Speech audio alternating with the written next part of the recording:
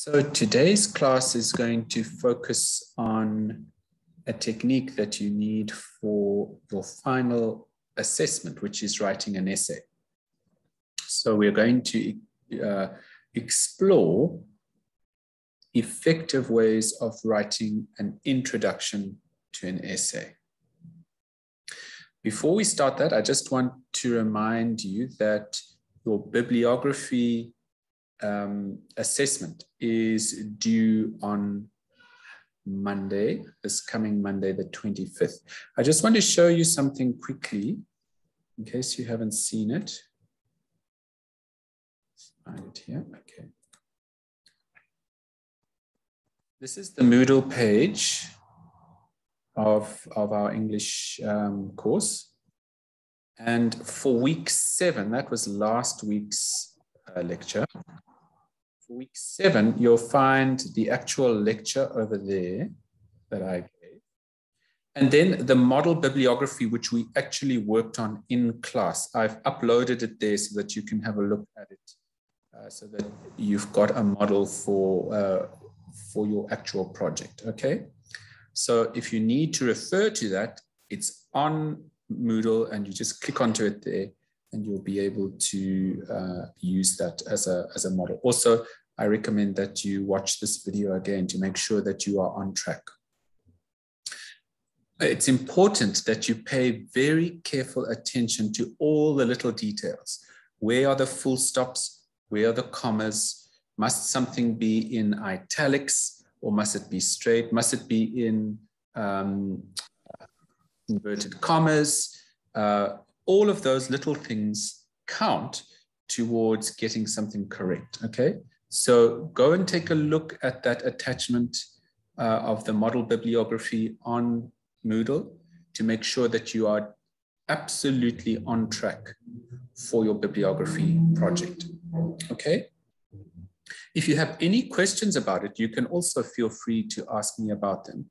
But I'm not available over this weekend. I'm going to be on a retreat this weekend from Friday afternoon at 5 o'clock until Sunday afternoon. So I'm not going to be able to take messages about the bibliography project. So if you want to ask those questions, you need to do it by Friday at about 4 o'clock, okay? Otherwise, you're not going to get an answer from me in time. So just make sure that you understand that and that you're working on your project beforehand. Okay. Are there any questions so far about that bibliography project? Do you need any clarity about it? Is there anything that you need to check while we're in this class now?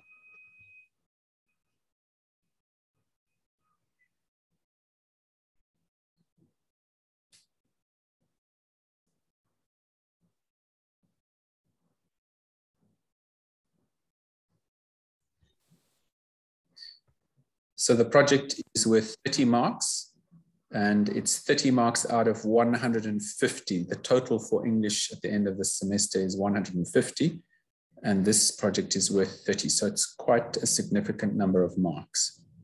It is absolutely possible to get 100% for this, to get 30 out of 30. In past years, nobody has ever quite got 30 out of 30. A couple have got 28 or 29. So it is possible theoretically to get full marks for this. Remember, this isn't anything to do with grammar or writing skills. This is simply a skill of putting all the details in the right place with the right full stops, with the right things in the right places, the right italics and all of that. If you follow all of those instructions one by one, and if you do all of those things, you are likely to get a very good mark for this. So if you've been struggling with English so far, and your marks have not been so good, this is a project in which you can score very well because there is no mark for your use of grammar, your use of English or anything like that. It's purely about whether you can put full stops in the right place, if you can put the date in the right place and so on and so forth. Okay. All right. Now, the main part of today's class is actually not going to take us very long. I think it'll probably take us half an hour or 40 minutes to discuss this. Today, we are looking at introductions. Now, I want you to think for a little bit, when you meet new people, and you introduce yourself to them, what do you tell them about yourself? What kind of things do you say?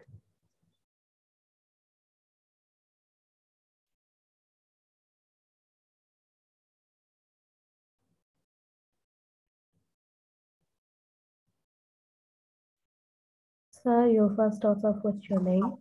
Yes. Okay. What else do you say? You say, hello, my name is Andrew John. What else would you say?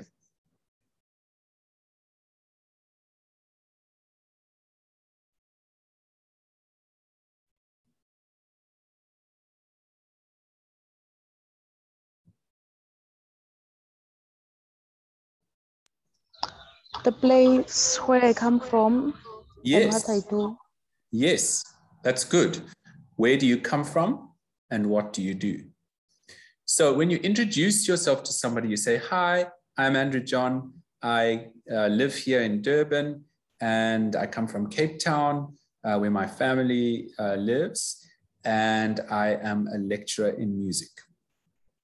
Now, already that gives us a whole lot of context. And what happens often is when we introduce ourselves and we say where we're from and what we do, the other person may say, oh, I also have family in Cape Town. Do you know this place? Or, oh, I am also a lecturer, but I work at another university. What is your experience of? So it creates commonality. It creates things that we have in common, and we can then discuss things further. The introduction for an essay is doing something very similar. It is stating almost the obvious for the person who is going to read the essay. So it's saying, this is what this essay is about. Okay, the introduction is just saying, here is this essay, this is what it's about. So it talks about the topic. Now, you can consider the topic to be almost like the name of the essay. What is this essay's name? Okay, or what is it about? So the introduction tells us what is the essay about. So let me just share this here. Let's write some of these things about down, what we're speaking about. The introduction. An introduction tells us what the essay is about. Okay. Another way of saying that is, it provides the topic. Okay. Now, imagine if you met somebody and they just told you their name. Well, and then that person just started talking randomly about their lives. You wouldn't have very much context to be able to understand what was going on. The introduction to an essay helps to provide some kind of context as to what we are going to be looking at in your essay. Okay, so the second thing that it does is it provides a little bit of context. And then this is something that you wouldn't normally do when you introduce yourself to somebody. But this is a formal essay. So when we speak to somebody and we give them our name, where we come from and what we do, we don't usually say, right, now we're going to have a conversation and this is how the conversation is going to go. I'm going to say something like this, and then you are going to say something like this, and then I'm going to say something like that. If somebody did that, we would think they were very strange. Okay, and in some senses, an academic essay is rather strange because we are providing details about what we're planning to do in the essay. But you'll see why this makes sense in a minute, because what we do in the introduction is to say, almost provide a map for what we are planning to do. And it's got to do with creating an academic argument. And we've spoken about academic arguments before, where you provide evidence for particular statements, and you try and work out as a detective if those statements are true or not. And you provide evidence for saying whether they are true or not. So the introduction says, how do I go about doing that? how did I conduct my investigation, and how am I going to write about it? Okay. Now, in very long academic essays, the introduction would include details about the methodology, what's called methodology of your research. And that means that, you know, if you're cooking some food and you're using a recipe, usually the instructions about how to put something together is called the method, okay? Well, we do exactly the same thing in an academic essay. We also provide the method, and we say, this is how I did my research. So one of the things you can do, for example, is going to interview people. Interviewing people is a method of research. Or doing a survey is another method of doing research, okay? Or observing what people do. That's another method of research. Now, in this particular essay that you are preparing, your method of research was reading a journal article and a thesis, okay?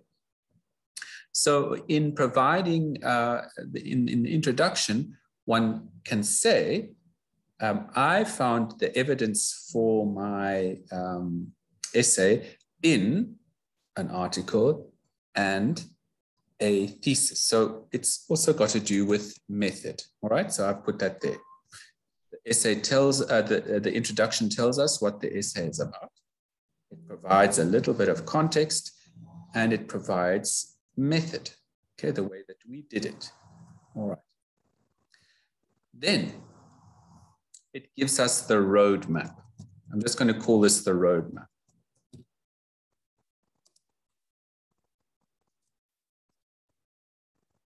In other words, if you have a roadmap, or even if you use your cell phone with Google Maps, you'll know that Google Maps will tell you turn left, turn right, go straight, at the next intersection, turn left. Okay. An introduction to an essay also gives us a bit of a roadmap. So for example, it will say, this essay begins with a discussion about, and it tells us what the discussion is. Then I look at the evidence that I have found.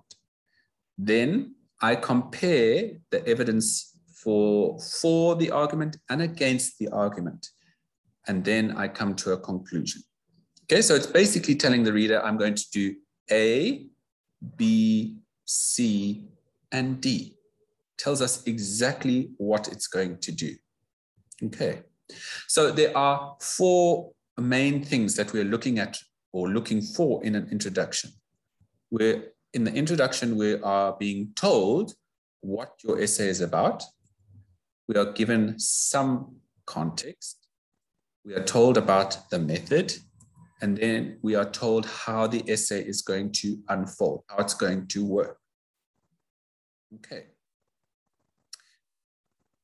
Does this make sense so far?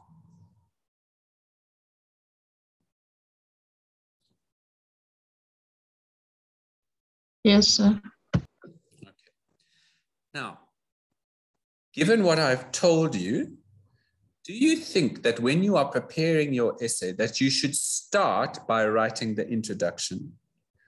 Or should you write your argument first, the body of the essay?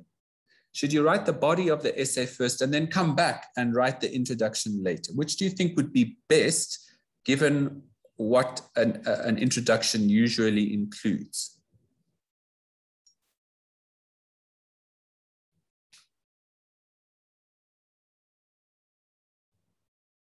The introduction should come first. Well, the introduction will come first when you present your essay, right? When you write, when you hand it in. But what I'm asking is, when you are doing the planning and the writing of your essay, do you think that you should be constructing the body of the essay first and then coming back to write the introduction later, include it later? Or should you start writing the introduction first and then come to the body of the essay later? Oh no, you should start planning by the body first Yes, because there's more information there. quite. Okay, exactly. So my suggestion to you is first decide how you are going to put all of the information that you have together. Then write all of that information out. Then when you know what your essay is about, then you come back and write the introduction. Because then you know that your essay is about A, you know how you did all of the research, and you know how the essay is going to work. Okay, does that make sense? Yes, sir. Thank you. The only time that you might write the introduction first is when you already know how you are going to unfold the essay as it comes along. So you've already worked out in your head, first I'm going to look at this, then I'm going to look at that, and then I'm going to look at that. Okay. If you already know how you're going to do it, then you can write the introduction first. But the important thing is that if you write an introduction, you say, I'm going to do this and this and this, but you leave out one of those things, you will certainly be penalized in your marking for not including something that you said you were going to do. Okay, so that is very important. Right, let's have a look at an example of an introduction. Now, this introduction is in fairly sophisticated English, okay? So I'm going to try and help you to understand what it's about, but it does have these characteristics that we've spoken about. Now, this is an essay about music in churches in England, okay? And it's about music in churches when there was a very important change in the church called the Reformation. Okay, and in the Reformation, the Catholic Church was split into the Protestant Church and the Roman Catholic Church.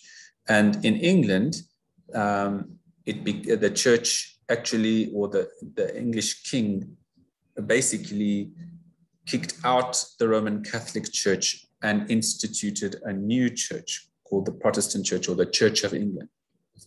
And this had a huge effect on the kind of music that was sung and played in the churches. Okay, so this essay speaks about the changes that happened and why they happened. And then sometimes the interesting thing is that some of the music didn't change. And so this essay also talks about whether there was change or whether there wasn't change, and why there was or why there wasn't.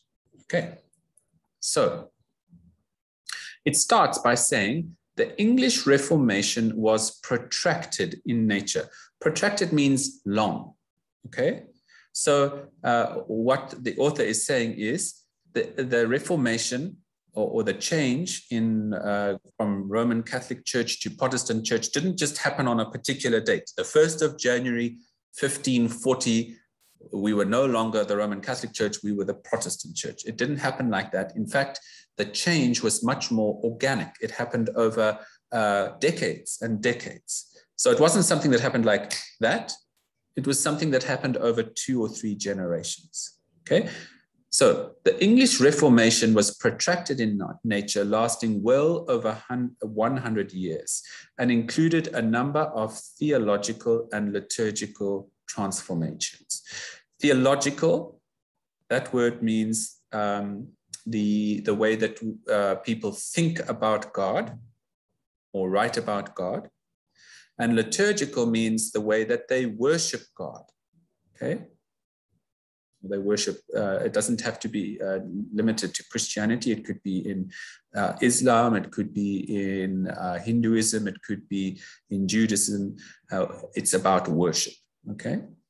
So it's saying that the transformation happened over several generations, over more than 100 years, and it included the way that people thought about God and the way that they worshipped God.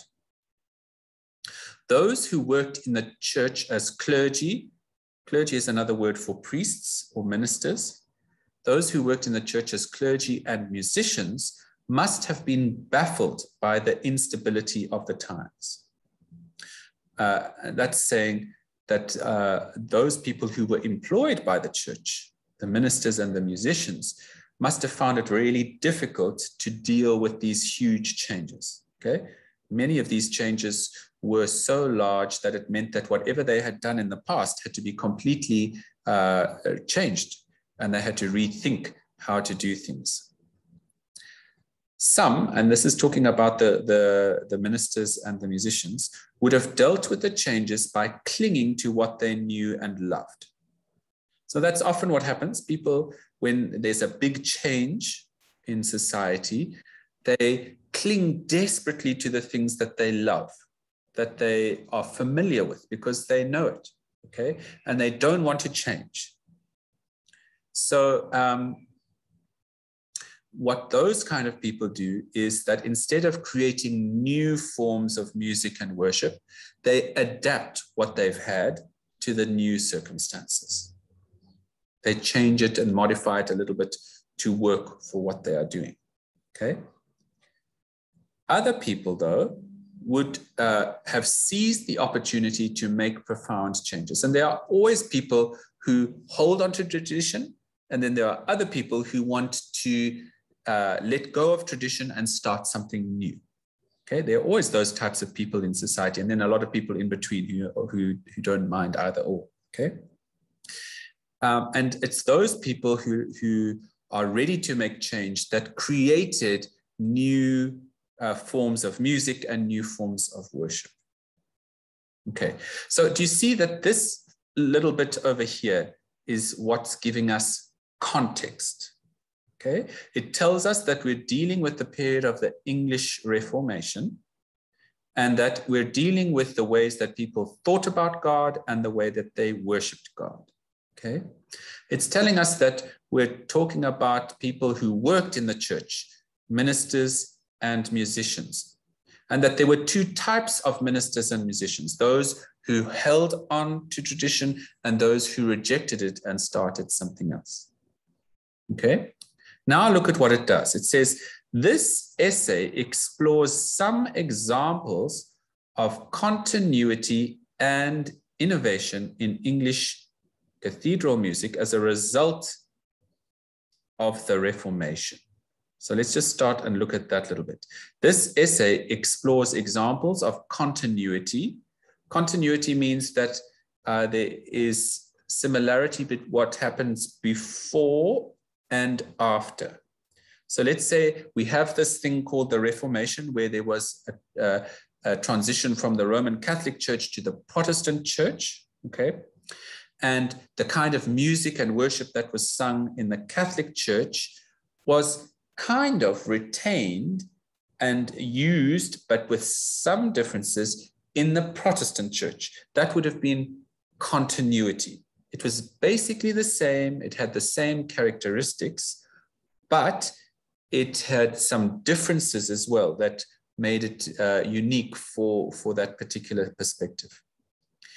Innovation, on the other hand, is when the people who were making new forms of worship and new ways of thinking about worship and God and music didn't look back into the past at all.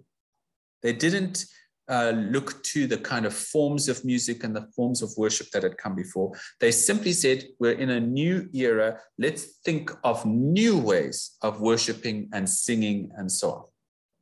Okay? So on the one hand, there is music and worship that carries through from Catholicism into Protestantism. And then there are things that are completely new in the Protestant Church that never existed in the Catholic Church before. So it's saying, this essay explores examples of things that remain the same and things that were completely new in English cathedral music as a result of the Reformation. Okay, and then it has this extra things and shows how they contributed to giving Anglicanism its distinctive cathedral repertoire. So this is saying that as a result of all that happened at the Reformation, a very unique style of music and singing and worship developed in this particular church, which is unique to this church. So it doesn't happen in Europe, it doesn't happen in America or whatever. It's particular to the Church of England. Okay. So the historical circumstances then create this new and unique style of music. All right, so first it says this essay explores some examples of continuity and innovation. This is the topic of the essay, okay? So the person has decided here to give context first, then the topic. And now we get the roadmap. Here's the roadmap. It says it begins by, this is talking about the essay. It begins by providing a sketch of musical practice before the Reformation in order to demonstrate where continuous development took place organically, but also where new innovations filled gaps in new dispensations. So it says, first, it's going to give more context about how music was sung and how worship happened before the Reformation took place. Okay? That's the first section of the essay. Then it says, thereafter, it examines several aspects of the sung cathedral service which were affected by the theological, the ways of thinking about God, and liturgical, the way that we worship God, changes of the Reformation. Okay? Always assessing whether they represent continuity, so that's drawing from the Catholic into the Protestant, or innovation, not looking to the Catholic Church, but starting something new. So basically, it's telling us there are two sections to this essay. The first section looks at music before the Reformation. The second section looks at after the Reformation or during the Reformation and how things came across from the Catholicism into Protestantism and how new things started. Okay? So here's the first section. Let's highlight this in one color. Let's make that yellow. Okay? That's context. This is the topic.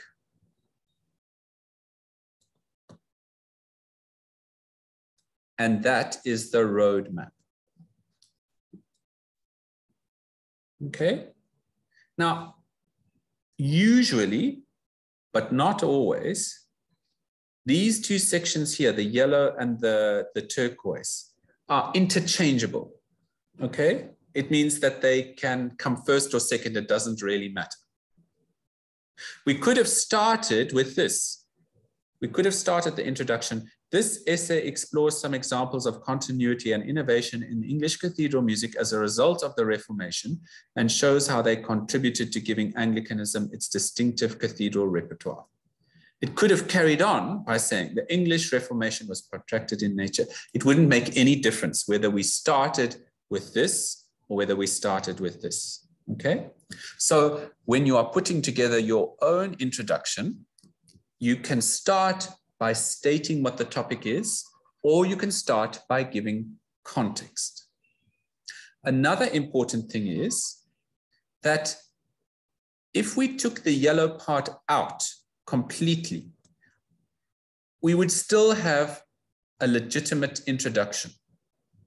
We have the topic and we have the roadmap. You don't have to have context in the introduction. Okay? So that is an optional extra. But you do have to have the topic and you do have to have the roadmap. Okay? If we took the yellow part out, it would still make sense. But if we took the blue part out, it wouldn't make so much sense. And if we had the yellow part and the blue part, but we took out the green part, it would make sense, but it wouldn't give us an idea of where we were going with the essay. So The blue, the turquoise and the green are essential. The yellow section is optional. Are you with me? Yes, sir. All right. Now, let's just take all of this off here. Let's go back to the original document where I was putting all of these things together. What you will have noticed is that introduction didn't have method. Okay, it didn't tell us where all the information comes from. That is also an option at this point in your development. Okay, when you get to higher levels of a degree, like when you do an honors or a master's or a doctoral degree, the method section is essential. Okay, but at your level, the method is optional. Okay, so the context is optional and the method is optional.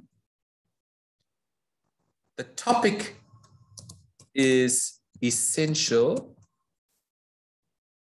and the roadmap is essential.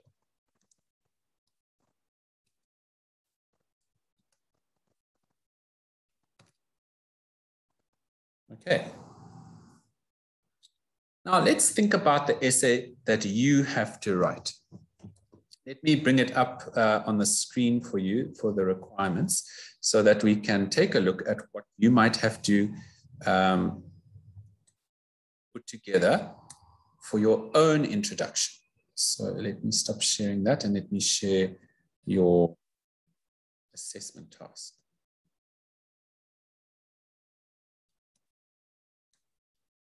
Let's go down to assessment number 4.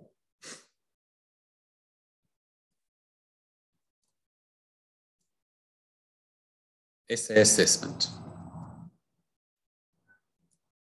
So you are writing a very short essay, it's only 2 pages, about the changing gendered nature of eschatomia. Remember, we've spoken about what this actually means in previous classes. All right. So when you start this essay, your introduction has to have something about the topic. Our topic is the changing gendered nature of eschatomia. That's the topic, all right? So when you write your introduction, you have to say something about this. You can say it and you should say it in your own words. So you could say something like, this essay is about how maleness or Zulu maleness comes through in the musical genre of eschatomia. That says the same thing, okay?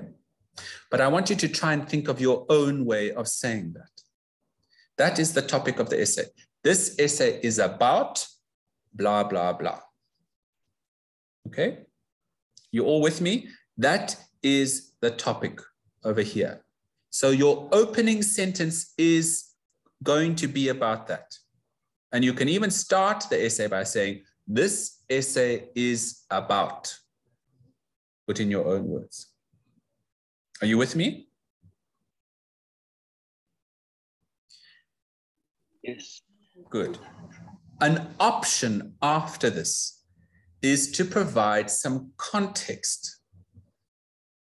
Now, if we're talking about eschatomia, what would context be? When we're talking about the genre of eschatomia, how would we paint a picture to introduce eschatomia? What kind of things could we say?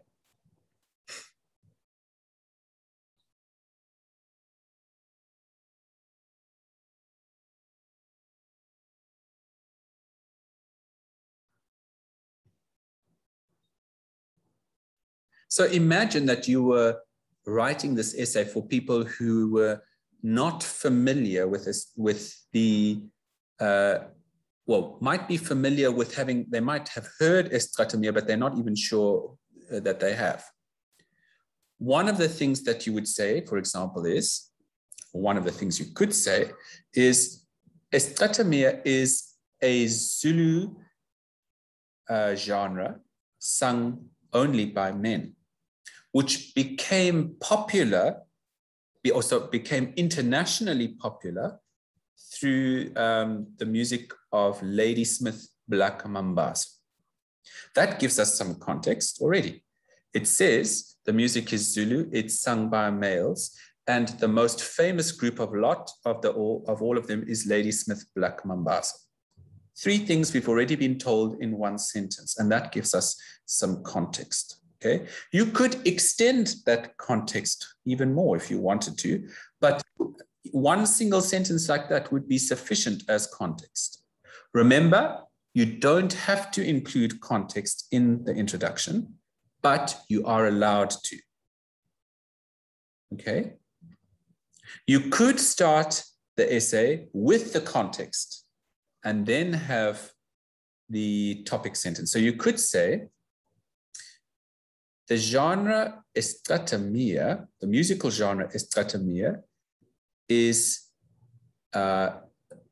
indigenous to the Zulu people of South Africa.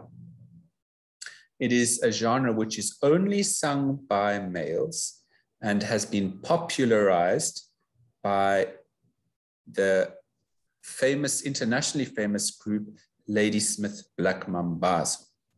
This essay is about the changing gendered natures of the genre of Esitratamia. See, there I put the context first and then I put the topic sentence. But if we swap them around, it would make no difference to the meaning. Okay, does that make sense? All right. Now, your essay says, or your topic says, review the two sources on Esitratamia, which you read for the reading assignments 2 and 3. You must use those two sources, okay? Don't use one, use both of them. Then you have to cite the sources and you need to include a bibliography. That you don't need to say in the essay. By the way, in your roadmap to the essay, you don't have to say, this essay does blah, blah, blah, blah, and includes a bibliography. All essays have a bibliography, so you don't have to say and includes a bibliography, okay? Then,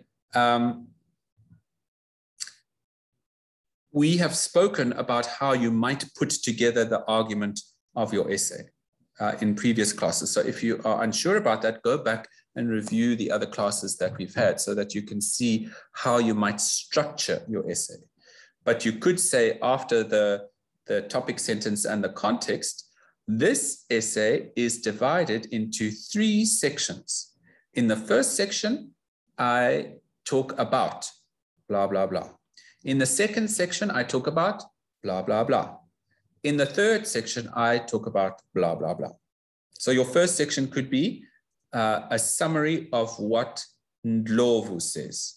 Your second section could be a summary of what Gunnar says.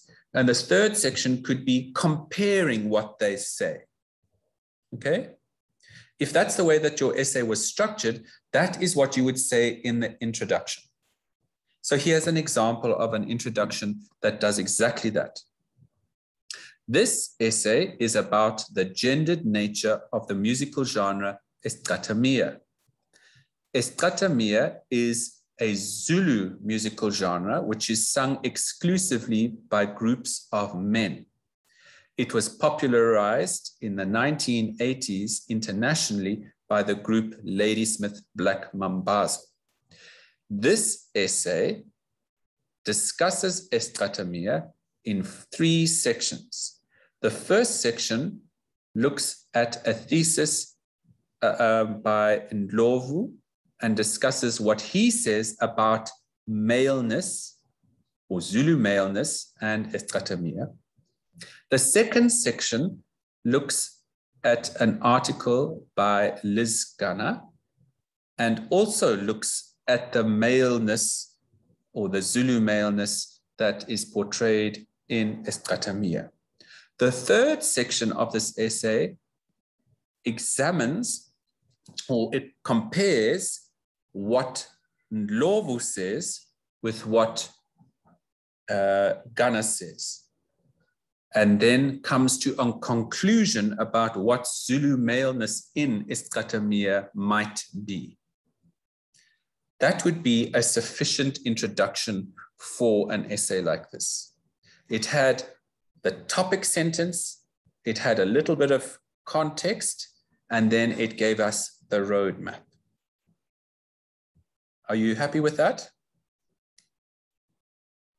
Yes, sir. Yes. Okay. Are there any questions now that you want to ask about an introduction to an academic essay?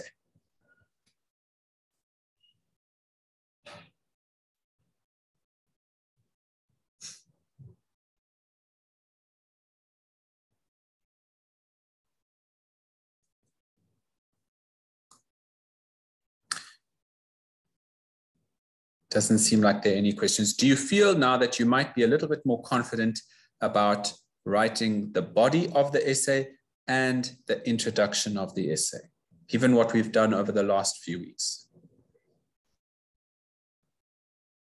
Okay. Next week, we are going to look at how to write a conclusion. Okay, that will be our topic next week. But what I'd like you to start doing this week, please, your homework, is to actually start writing your essay now, okay? You'll see that next week we're going to talk about conclusions, but that in the following week, we're going to do something called a peer review of your essay. So the essay must be finished already by, not next week, the week after, so that you can give it to a friend of yours in the class who will read through it and give you some feedback. That's called peer review, but they're going to give you positive feedback. We'll talk about how that's going to work when we get to week 10, all right? What helps then is when somebody does a peer review and they give you positive response, it helps you to see where you can improve the essay a little bit before you submit it to me for marking, okay? So we're going through a whole process during this semester. We've been learning how to read sources, and we've been learning how to create an argument using sources. And now we are learning how to write an essay about those sources in an academic way. All right. The last little bit of the course is to say, how do I look at something critically to see if I've managed to do everything that the question of the essay asks? Okay, that's the peer review. So please start writing your essay now, today, and in the next few days and next 2 weeks, so that by the time we get to week 10, you have a draft of your essay already completed. Okay. All right, before we finish for today, any final questions?